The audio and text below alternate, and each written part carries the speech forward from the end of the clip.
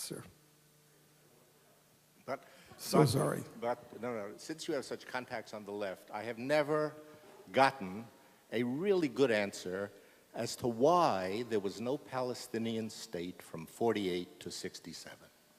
Do you have, what is the line? Because they don't want a state. Well, no. They usually present some line about the I politics. don't know. Is there somebody here who I can't answer that? Oh, that's all right. Actually, I have to tell you that Arafat was offered the prime ministership, to be foreign minister of Jordan as a, kind of stepping stone. And he refused it. He said, because if I accept that, the struggle is over. They don't want the struggle to end with it unless there's an obliteration of Israel and the Jews. Go ahead. I was going to let her go. Oh, I'm sorry. Thanks, Jim. Thank you very much for coming. It's wonderful and to hear you put it all together so passionately. You said there's two other people who are doing the same thing as you are around campuses. There obviously needs to be a lot more. And one of them is sitting next to you. Jeffrey, would you stand up? Okay, great. Jeffrey Weiner. I want to know who the other person is. Oh, it's another staff person I have in St. Louis. I want to know who the other person is, and I want to know what is your opinion? Can you advise all of us in the community who are pro-Israel how we can get the different groups who are all working towards the same end to come together? There seems to be a lot of repetition between Hillel, Stand With Us, all these different groups, and yet we're not coming together and being strong in a single voice like the pro-Palestinians are, who are incredible as far as their exposure and their lives. You're never going to get conservatives to speak with one voice. I mean, it goes so much against the grain. So I wouldn't worry about that. What's needed here is a connection. There are obviously people from the community here who could give support to these students on campus. There's Tritons for Israel is a pro-Israel group. If they had support from the community, they wouldn't depend on organizations which shall remain nameless who don't want to be in the battle. That is, they feel that it's their role not to be controversial. So, of course, the left makes everybody, the students can't remember the last conservative. I mean, I think they had Brian Bilbray spoke here, but there's not been a conservative like me here. And one of the reasons is the left pretty well controls the monies that come from the student government. Organizations like Young America's Foundation are limited. So if there was a support group, I think that things would, more things would happen. That's what I would advise. And these students work together. They mentioned 2 or 3 organizations. They all work together for this event. So that kind of collaboration and cooperation will take place. It's more like the Tea Party phenomenon. Conservatives have to start getting organized. They've got to start making contacts with people, get up on the web and make the contacts. And in my view, a university reform, these universities have principles which are really good, which they will not enforce because there's nothing in it for them to enforce them. All they do is antagonize the really organized groups. Not only are the radical students organized, but the political institutions of the university, the faculty senate, the departments, and so in liberal arts in particular, are controlled by people who love politics, which means leftists. Conservatives and scholars really don't want to be bothered with committees and so forth. Leftists do, because they see the universities as instruments of revolution. Yes, sir. Yes, actually you might have answered part of my question. My question concerns academic freedom. And we've seen many instances throughout the country where academic freedom has really gone awry.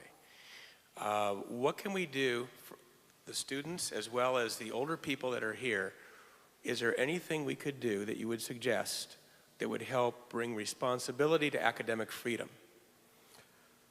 Well, academic freedom hasn't run awry. Its principles have been ignored. Academic freedom is not free speech. If the First Amendment ruled the classroom, then a physics professor or a geography professor could teach that the earth is flat. After all, it's his First Amendment, or could lecture on anything they pleased, which some of them do. I mean, I'll talk about the Iraq War in England, but that's a violation of their professional responsibilities. Academic freedom is freedom within a professional discipline. They need to stick to their expertise. They need to, as I say, not teach controversial, not teach opinion as though it were scientific fact. I've laid this all out. Somebody here had my little student guide. Just, you know, kind of talk to Jeffrey. We have so much. I've written 4 books on this, and we'll publish a 5th in the fall. So the guidelines are all there. It was Alinsky said, Saul Alinsky, the guru, I handed out a little pamphlet I wrote about Obama and Alinsky. What he said is make them play by their own rules. Universities have good rules, but they're not playing by them right now. They would never, ever fund an anti-apartheid week if it was directed at the present-day South Africa or any black country. Never do it.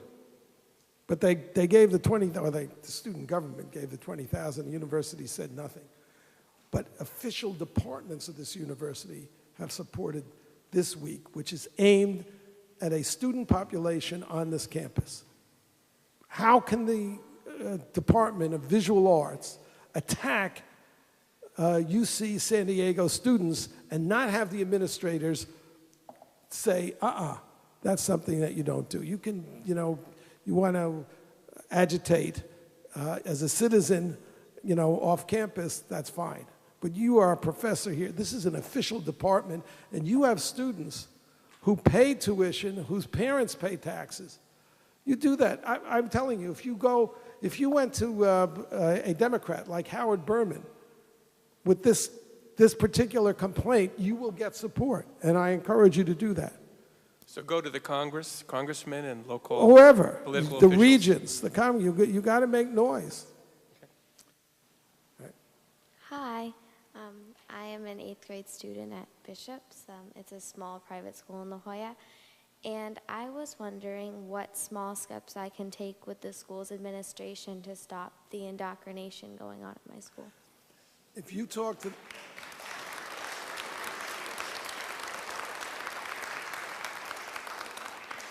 First, I'd say I had a student at Santa Monica High who came to me similarly, who then went on to Duke and organized a huge event for me at Duke, who then went on to, I can't remember the first job I recommended him for, but he eventually became the press secretary to Michelle Bachmann, and now is I think he's the chief staffer for the judiciary minority in the Senate under Jeff Sessions. So, and he turned his school upside down. That Santa Monica, so after 9/11, they were supposed to say the Pledge of Allegiance. It was the legislature here said say the Pledge of Allegiance. They never did it, and a teacher put the American flag on the floor of the cafeteria so students would walk over it. And this student, his name is Steve Miller, went on a local talk show and conducted a campaign. And he was hauled in by the superintendent of the Santa Monica schools, who said to him, the bond issue for the schools failed for the first time in history, blamed it on Stephen, but made him very proud because they then adhered, they said the pledge, they did the right thing. Yeah. If you talk to Jeffrey, he will give you, I have a book called Indoctrination U, and the back of it is a code of ethics for high school, for K-12 teachers. If you look at the Academic Bill of Rights, which I did, just get it adopted by your school. You're obviously a very precocious and bright young lady. Thank you. just pay attention to the documents, this 1915 statement on academic freedom. You can just present that and, organize. As Joe Hill, who is, by the way, for those of you who know leftist lore, was actually guilty, as all leftists who were tried, convicted, and often acquitted were guilty, and I can go down the roster for you, said, don't mourn for me, because they shot him. Organize. Organize. Go ahead. Hi. First of all, I'd like to say thank you so much for being here and that you're an inspiration to all freedom-loving people. So thank you very much for being here. And I am a Tea Party patriot, and I know there's a couple of us here in the audience. Hi.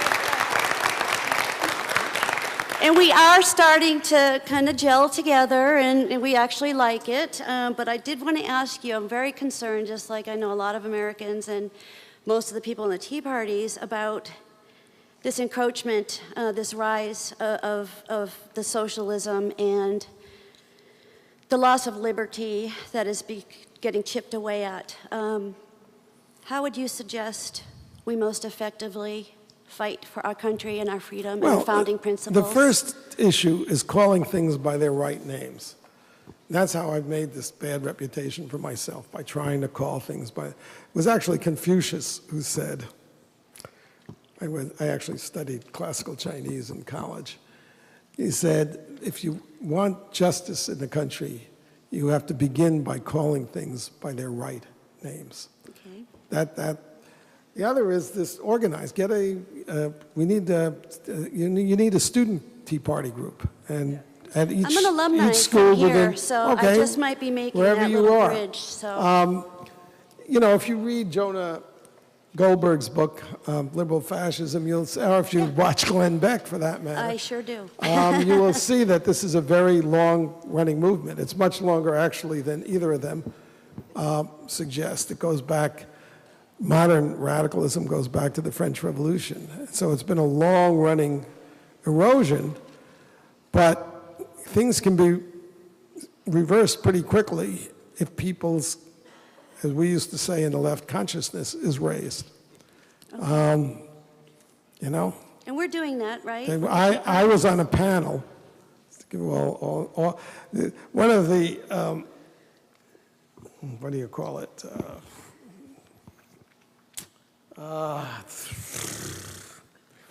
Diseases of conservatism that you have to watch for in yourself is fatalism. Since conservatives are realists, it's very easy to slip into pessimism. Yep. Especially right now. I was on a panel in 1986 or 7, it was that late, in Paris. And my panel, it was the Committee of the Free World that organized it. And I was on with some very brilliant people, Jean-François Ravel, Alain Besançon, Andrei Glucksmann. And the question before the panel was, can communism be reversed? Nobody thought it could. That was 3 years before it was over. Awesome. Thank you so much. Well, of course, it's come back, and the reason it's come back is because it's in human nature. Anyway, it's a whole other lecture, but Thank you so much. it all goes back to the Pelagian heresy. Pelagius believed that you could create the kingdom of God on earth, that human beings could do it. People in the story of Babel were building a tower to heaven. That's your everyday socialist, liberal, whatever you want, progressive. They're the people from the story of Babel. So there's nothing new. It's an endless battle, but we've reached a kind of critical point in this country. So there's hope. Yeah, so if you value freedom, Yes, you're going to fight it. we are. If you don't, Okay. we could be buried for hundreds of years. Okay, thank you. I'm originally from South Africa. I left there 14 years before the end of apartheid, and I practiced law there for 10 years. I do know that apartheid is based on a number of laws that created that monstrosity. I'm just wondering what laws are there in Israel that can equate to the laws that were in South Africa that created apartheid. There are none. Furthermore, just one moment, sir. There are none. Look, the issue. One of the laws was the Group Areas Act, which stopped black people from moving into different areas. I can see that with Jordan and the refugees that were settled there, Jordan acted like an apartheid country. But I don't see Israel, if you could inform me. No, I mean, you can tell, look, this entire campaign is based on lies, and very big ones. Just, what's their symbol? The apartheid wall. The wall is a fence, and the fence is there for one reason only, and that's to prevent their children from being blown up in pizza parlors. That's apartheid. That's not apartheid. The apartheid laws in South Africa, as you know, were racial. I mean, they were designed, the Jews, the Israeli Jews are not racist towards the Palestinians. The Palestinians are racist towards the Jews. Their kids are taught from kindergarten to hate Jews and want to kill them. I mean, it's as clear. There never was a clearer picture of a Nazi country. And it's a Nazi majority. Don't kid yourselves. The Hamas is a majority party. The PLO is no different. It's like 100% of Palestinians want to kill the Jews and drive them into the sea and support, whatever it is. Not all of them support suicide bombing by the Poles, but whatever it is, that's 60 or 70%. This is not a people that you can be sympathetic to, and you shouldn't be. Yes. Good evening. I just wanted to say thank you for coming to campus tonight and presenting your point of view. It's always valuable to have two sets of views going on at the same time. Very useful. My name is Jumana Imad Musa Ahmed Al-Bahri, and I'm a student here at UCSD. I was reading your literature. I found that much more interesting than the talk. And I found some interesting things about the MSA, which is an organization that's very active on campus, and it is hosting our annual Hitler Youth Week. You should come out to those events. If you could clarify the connection between the MSA and jihad terrorist networks, because last I checked, we had to do our own fundraising, and we never get help from anyone. So if you could clarify the connection between UCSD's MSA, or if you don't have such information, if you could connect other MSAs on UCs, because the connection wasn't too clear in the pamphlet. Just if you could clarify. Okay. Will you condemn Hamas here and now? I'm sorry, what? Will you condemn Hamas?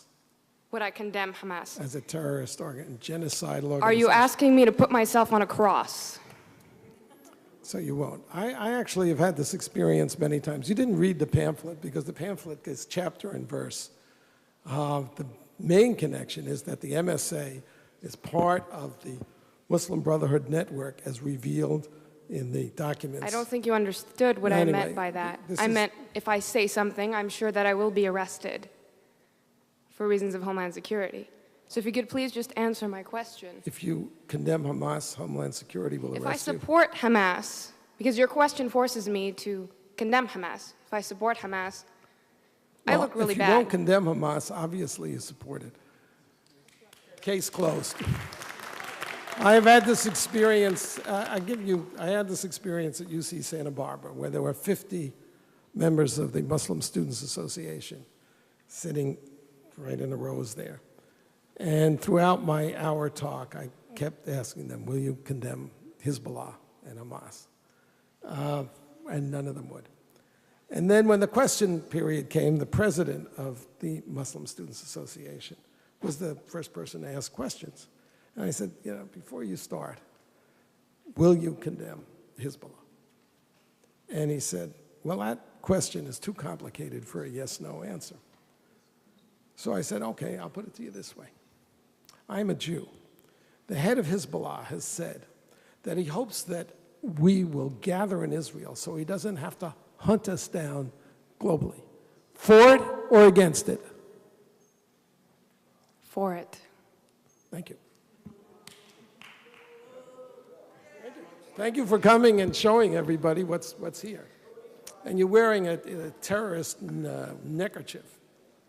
If you understood, You didn't hear the lady. could you ask a please answer my question? You don't get to make a speech. Yes, sir. Is my turn? My name is Roger Ogden, and I'm a Tea Party organizer also, at least until they deleted my Tea Party a couple of weeks ago because I talked too much about Obama. And before I was a Tea Party organizer, I've organized a couple of German language groups, and I've had a 30-year interest in German language and history. And before the election, I started reading about the theology of Obama's church, Black Liberation Theology. And I was doing some homework, reading your books before your talk. And you called Black Liberation Theology Afro-Nazism. And I think you're pretty correct about that because there's a lot of parallels between Black Liberation Theology and Nazi religions, such as it's identity, a Black identity religion, it sounds like to me, and it sees the Black man as God and the white man as Satan or the Antichrist, and that's very much like the Christian identity movement, which is a Nazi movement, and it's also like Perfectus Christentum. In reverse. Yeah. In reverse, yeah. That the Nazis impressed on the evangelical churches in the Third Reich. Yeah. And that's obvious. It's in the books for anyone to read. And you got it right. And I also like your idea about the kingdom. Obama, there's a video on YouTube of Obama saying that they're going to create the kingdom on earth. And that's what the Nazis were doing. But everyone wants to do that. But what I'm saying is his... I meant in a very specific way that it's racist. Well, his religion, and if the other is race is the devil, then it's it's racist to the death. The idea of the kingdom of heaven on earth is a totalitarian idea, and it will lead, in my view, to a kind of racism. But I wouldn't lump them all. You would, well, okay, but what I'm saying is Black Liberation Theology has parallels to Nazism, like you say in your book, Hating Whitey. Yeah. And the media is not reporting... purge the world of, if you purge the world of Jews, you purify the world and redeem it. My question really is... Or blacks. My question really is, why is the media not really reporting all of these details? They hint about it. I guess you've already answered that, but if you have any further thoughts on that. That would be... I'd have to go on too long about the media, but, part of the operative factor in human affairs here is that most people, they don't want to be bothered by this stuff. It's uncomfortable.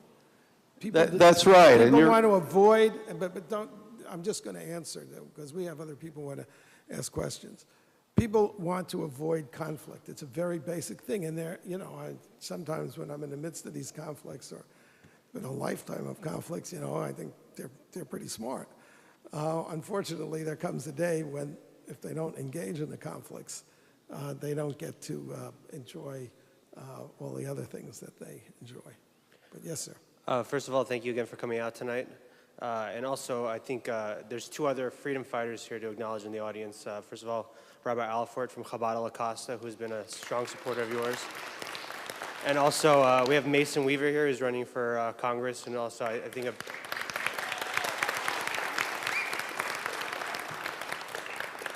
But when we have all these people standing up, a lot of people don't know that, while you wouldn't say it before, I have no problem saying it, Tritons for Israel was a big supporter of this event tonight, and they actually pledged financial support, and Hillel overrode them. And they said, you can't give money to bring a pro-Israel speaker to campus. And they said that you can't be here tonight. And we have other organizations standing up like J Street, which are going to Washington, D.C. to lobby against the evil AIPAC, which are trying to protect the people in Israel and democracy in the Middle East and from terrorism, which I understand. When they talk about Israeli apartheid wall, I lost my uncle to a bus bombing. And if there wasn't a wall, how many of my cousins would die in Israel too? These are serious issues. Why is it so hard for the Jewish community and for people to come together and realize, even why isn't the Muslim community standing up, and why do they condone people killing people? There's a really brilliant book, which you will probably want to look at, by Ruth Weiss, W-I-S-S-E. It's called Jews in Power. And it's a history of Jews and power in the diaspora. This is just my answer to your question, what I think. And Jews have the appeasement mentality is very ingrained because it's been the survival mechanism of Jews through centuries of not having a state and being persecuted. And I think there was one generation that I can see, which is the generation of 48, that had a different mentality, probably the generation of 67, although they left all those people hating them in the West Bank at the end of it. So it's, you know, it's like with conservatives have to deal with this, so do Jews. I noticed on Drudge today that there's a poll that shows that only 42% of Jews are now supporting Obama. That's a miracle if it holds. Anyway, try that book. You'll be richly rewarded. It's a small book. Yes, sir. Please, nobody else. I'm just going to deal with these 4 people. I'm getting tired. So I'm from the Young Judea Zionist Youth Movement, and I was wondering what you think about the New Israel Fund or the No Israel Fund. And I didn't follow that controversy, so I can't give you All that. right, thank you. I get all the emails, but I can just follow so much. Go ahead. Okay.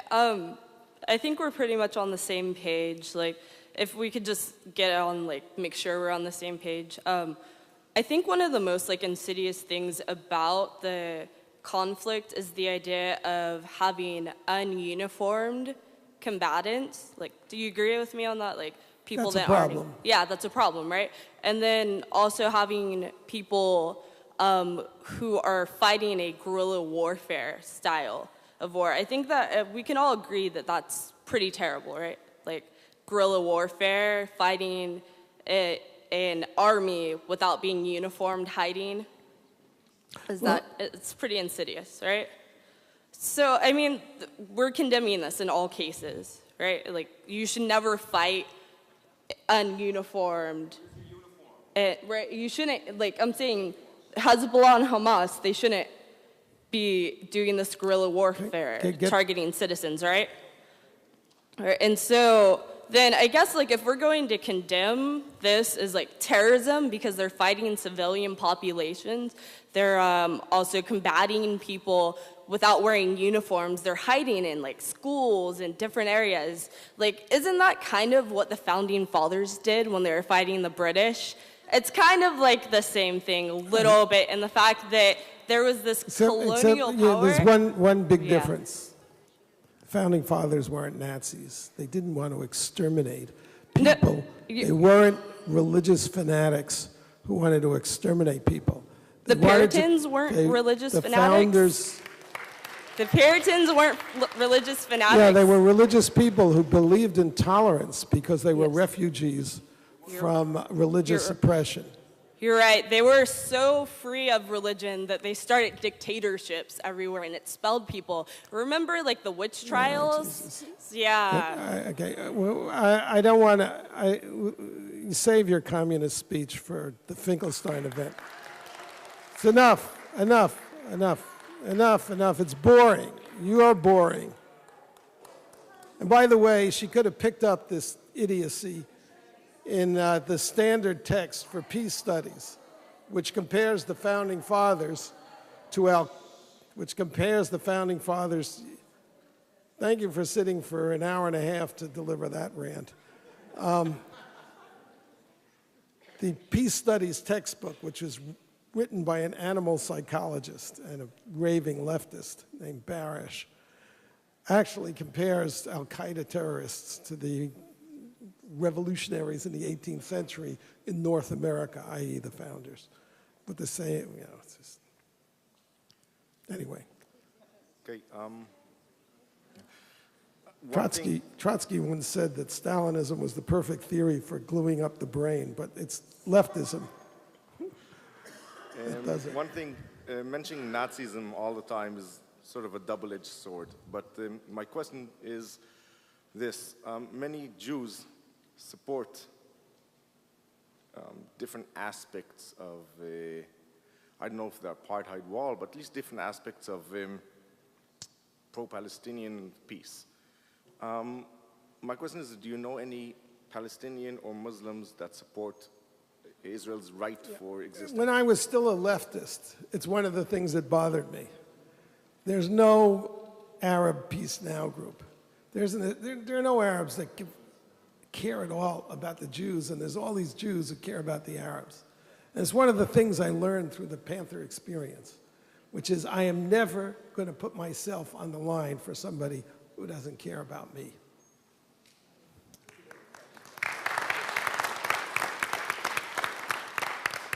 Hey, thanks so much for coming, Mr. Horowitz, to San Diego. I'm a student here at UCSD, so I have a question about the Muslim Students Association pamphlet. And it seems like when I was reading it from the beginning that you were associating the MSA with Hamas and the Brotherhood in Egypt. Yeah, but I'm just saying. By that logic, I mean, wouldn't we be able to? I mean, wouldn't people be able to come and say, well, the IDF is a terrorist organization because it was born from the Irgun, which is recognized as a terrorist organization? No, it has nothing at all to do with it. If you read the pamphlet, you will see that this network of organizations has been created and infiltrated and organized to destroy American civilization. In those words. And it's connected to another sponsor of this Apartheid Week. The Muslim American Society is also in the FBI report in that they're an unindicted But by that logic, wouldn't you be able to say that the Irgun, being a terrorist look, organization, you can do guilt by association. Yeah, that's what I'm saying. I understand, but you have to think of the specifics of the case. Now, the Muslim Students Association, in addition, it organizes nationwide a commemoration of the birth of the only Jewish state in the, well, I don't know about the universe, but certainly on this planet, as a catastrophe. That is a genocidal commemoration. That tells you. Then if you look at the speakers, I think we list quite a few of them. Kill gays. Wouldn't you feel that these are isolated incidents instead of more of a a theme that's going on in the MSA? Look, I just told you. I was at the University of California, Santa Barbara. Okay, assuming that they don't slip their admissions requirements for anybody who's a Muslim.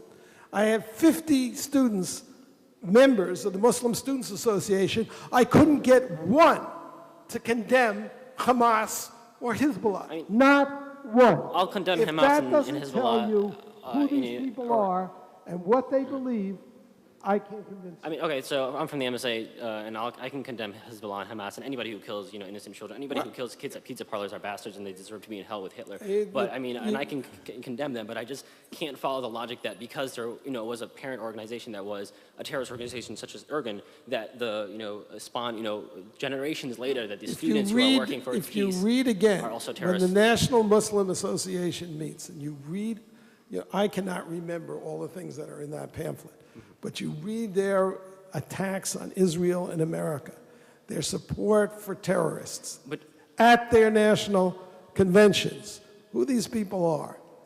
It all fits. Again, just to finish, I mean, I feel like these are isolated incidents, and don't you feel that it's counterproductive? The Apartheid Week is not an isolated incident. It's organized across the country by the Muslim Students Association. Yeah. It is a genocidal act against Jews. And if you don't understand that, I have nothing more to say to you. But do you feel that it's counterproductive towards the conservative? Enough! You listen and think. I'm old enough to be your grandfather. Actually, I have a granddaughter who's a junior at Columbia, so I am old enough to be your grandfather. I have lived many lifetimes. You've been conscious for, 10 years maybe. So think about what I said tonight, listen, and if you want to come back at me, you can write me, send it to Jeffrey, and I'll respond. I want the lady behind you to have the last word, so I can have a glass of wine. Hi, I know you're tired, but so I just actually wanted to tell you something. My stepdaughter is teaching a course English students in Latin America, English teachers rather, and she was asked to give a big survey course of world history. And she asked me if I had any information on the Middle East, because in Latin America, basically, they have pretty, they don't know very much about Israel's side. So I sent her— What country is this?